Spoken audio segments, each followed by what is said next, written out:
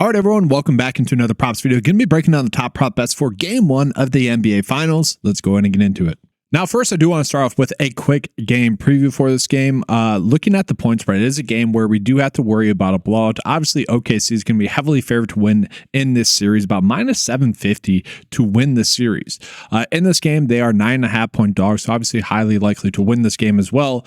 We do have to start worrying about the potential for a blowout, especially with that changing the minutes that some players might get. It is only game one as well, and that's part of the variable as well. I think minutes are more likely to then be reduced there as well. So just keep that in mind when you are placing bets for this game. Also want to call it that the game is a very high game total as well. This is very interesting here. Typically speaking, you see, better defense throughout the playoffs and just lower scoring games. No, this is an extremely high game total, I would say, for the NBA Finals. And so with that, we probably are trying to attack more overs, specifically for OKC as well. I think we'd be fine still getting to some unders for Indy, given the fact that they are 9.5, obviously, point dogs in this game. Now, just in general for this slate, we are getting a couple of decent prop bets. And so let's obviously start with the best bets that we have. And the first one is going to be looking at Tyrese Haliburton. All right, so the best bet that we have actually for this game right now is going to be Haliburton to get under 6.5 field goals made. If you look at the two matchups that he's had thus far this season against OKC, he actually has failed to get the over in both of those games. Okay, we look at one of the games, 6 field goals made in that game, 12 shot attempts total, only 29 minutes. Again, that game was a blowout. Now, with it being the playoffs, you would expect him to at least get like 32 minutes.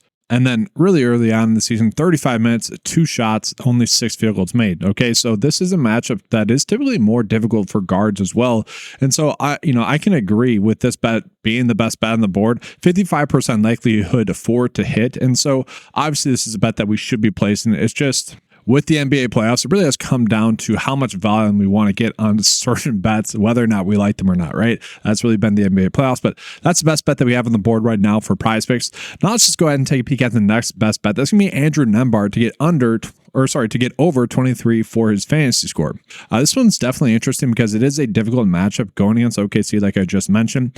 Look at his projected minutes at 32.5. We do need to see him get there because over the last couple of games had not been getting those over minutes, and really has kind of struggled thus far fantasy score wise, especially in that matchup against New York. Now we could see that adjust, obviously against Milwaukee and against Cleveland had been really going off there, and so maybe that was just a series type thing.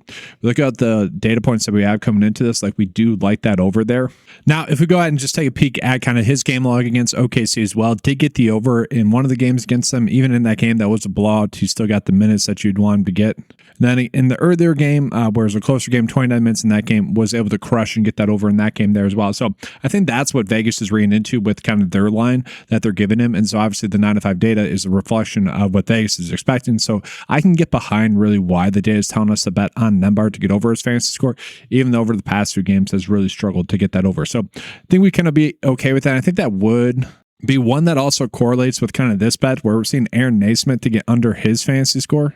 And so kind of the same things apply for him that just apply for Andrew Nembhard, where it is a more difficult matchup, but it's basically the exact opposite game log, where up until the last game against New York, he had been someone that had been crushing, right? We see this green. There's a bunch of green in there, really this whole postseason. So that does concern me a little bit. But again, it is an easier... it's a more difficult matchup for him, and so I could see why the data would be liking the under. Now, this line did start off at about like 21.5, so it has dropped a little bit. That was a bet that I had already gotten some action on. Was much more comfortable getting there at that line rather than what it's currently at right now. But it's a one-game slate. We can't be too choosy. So if you guys like that bet, it is worth calling that out. That's a decent bet that you can get to there as well. Now, I do think it's worth calling out kind of his matchups against OKC as well. So 22 minutes in the last matchup. That game, again, was a blowout. Did not get the over in that game. And then he didn't play in the other game as well. So really only 1 game sample size. Obviously, that's too small of a sample size to draw really any conclusions, but just worth calling that out. Okay, so from there, we are getting some interesting ones, I would say, just for more general bets. So, like Haliburton to get over 4 rebounds is an interesting one, given the high game total that we have. We are seeing like different lines, at 4.5. A lot of the data or a lot of the sportsbooks are telling us to bet the over. They are favoring the over. This is a bet that I would expect to probably get bumped, I would imagine, but I don't mind the over at 4.5 rebounds. It's a bet that you can get to. He's basically been hit or miss thus far this postseason. I think we could be okay with that. I just don't need to go crazy with it. We look at another one, Benedict Mathurin for under 2.5 field goals made. I think I'd be okay with that one there as well. That's one that just popped up in there. But let's finally see some OKC prop bets. Okay, so again, I kind of mentioned that I would rather be betting on some overs here for OKC. But looking at it, this line for 11.5 rebounds and assists for Chet Holmgren is the best bet on the board that we have for OKC, and we are seeing some very different lines. So ESPN bet minus 140 for him to get over 10.5, and Hard Rock bet basically echoing that there as well. Whereas we look at some other sites, DraftKings minus 140 for him to get under 11.5. So that explains the line being at 11. Basically, Vegas is telling us, PrizePicks is telling us that it's highly likely for that bet to just end up being a push. And now with him, we haven't seen him play against Indy thus far this series. So that's kind of twofold because we don't really know what to look at for the Indy bigs then if they haven't won against Chet Holmgren, who obviously is getting heavy minutes. And obviously we don't know really what to do with Chet Holmgren in that regard as well because we haven't seen him play against him. Now, we could see obviously a couple of bigs get minutes in this game. Both teams have multiple bigs that can run out there. It'll just be interesting to see kind of what happens there in that regard. But yeah, I wish we kind of had at least some sample size to go off of there. We got Miles Turner for over his field goals made. That's a decent one. Alex Caruso is definitely interesting. Dave's telling us, or Average Sports Lens telling us to bet the under of 3 rebounds. Okay. And we are seeing a lot of different lines. Basically at 2.5, he's heavily favored to get the over, which is interesting in itself as well, just given his game load that we have seen him get thus far. And is he someone that's going to get heavy minutes in this matchup? It's a big question mark. I honestly don't know. Let me know in the comment section below if you think he's going to get to closer to 30 minutes or, closer to his average. Do they need him defensively or not? That's a big question. And then from there, we are getting some interesting ones like SGA prop line difference between PrizePicks and Underdog is somewhat substantial. PrizePicks has the line set at 56, whereas Underdog has the line set at 55.15. Okay, so if this game is going to end up being a blowout, I actually think I'd rather get to the over for Underdog of 55.2 on average. And so the fact that we're being told to bet the under at 56 was just about a 53% likelihood. I don't necessarily love that. Now, if we look at his previous games against Indy, again, that the last game was a blowout and he still had 31 minutes in that game, had 56 in that game.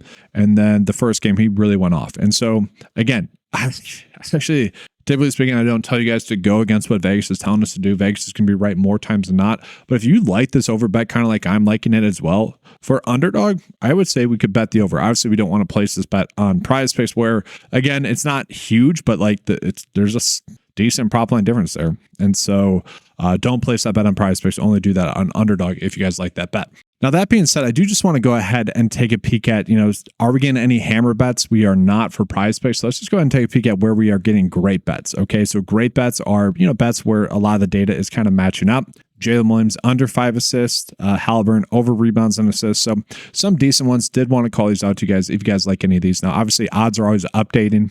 Can't ensure that any of these lines are still going to be there for you, but we're calling out. And then let's do that process again just for Underdog. And then we'll be getting you guys the bet of the day. We are getting a couple of hammer bets. Okay, so Miles Turner to get over 18.5 points from rebounds on Underdog. Okay, so you could pair, and I don't mind this, you could pair up then the SGA over fantasy score with Miles Turner to get over his 18.5 points and rebounds. I think I'd be fine with that. And then it is worth calling out with Siakam as well. We are getting a prop line difference for him with his fantasy score, 32.5 on Underdog, and then on PrizePicks 33.5. Basically a 50-50 split, but all the data points are telling us that he could end up getting the over. So not terrible if you guys want to just place, those two bets and then maybe toss in SGA. I think I could get there. I think that'd be fine. Not as pretty, obviously. We want to be getting better bets, bets that Vegas agrees with, but I'd be fine with those ones. All right, so going ahead and getting to the bet of the day for the slate. Obviously, just gave you guys the Underdog bet slip that I would run out. But this is going to be the bet slip that I like here for PrizePicks. Okay, we have a couple of bets. Obviously, Haliburton for under 6.5 field goals made. That's a bet that we want to make right now. And I say right now because obviously the board will be updating throughout the day. Obviously, up until lineup lock there, we have plenty of time there. So if that bet adjusts, obviously, don't place it if it's no longer a good bet. That's true with every bet, as always, right? Like, just be checking the 9 to 5 cheat sheet. If you guys aren't a member, it's $10 a month to get access to the 9 to 5 cheat sheet. Just make sure you're placing the best bets possible each and every day. When you do that, you find yourself making better decisions, thus be more profitable as a sports bettor. Anyways, with that, like, Aaron Naismith obviously was a better bet earlier on in the week when the lines originally came out. Still don't mind the under 20.5 for his fantasy score. And I'm forcing Chet Holmgren in here a little bit to just make a 4-slip bet here for this game. That's, again, guys, that's just the name of the game. When we are doing one game bet slips, we are forcing some bets in there that we just typically wouldn't make. Obviously, we got, as I'm recording this video, we got plenty of good MLB prop bets to just be placing instead. That's going to do it for this video. Hopefully, you guys enjoyed it. As always, give a like and subscribe to the channel. If you guys have not done so before, obviously subscribe. If you guys want access to the NBA cheat sheet that you saw in this video, or the PrizePicks and Underdog cheat sheet, or all the fancy golf tools, make sure to head on over to 9to5sports.com, get access to all of those tools for a low monthly cost of just $10 a month. Thank you for watching. Good luck. And as always, let's keep cashing.